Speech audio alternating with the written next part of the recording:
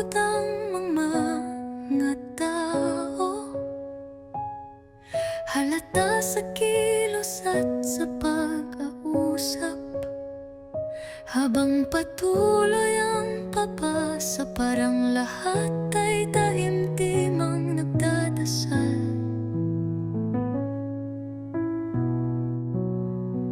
Panginoon, patawad sa aking mga sala.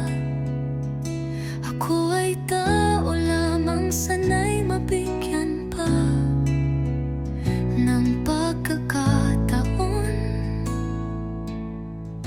para maituwid ang buhay. Iiwasan ko na po ang luhoon at kasakiman, sana ay kabayan. Sana lahat ng taong may maruming isipan ay mahugasan ng dugo na iyong inalay. Huwag nang manglamang sa mga maralita, imbes ay tulungan tumawid sa hirap ng buhay. Kung saan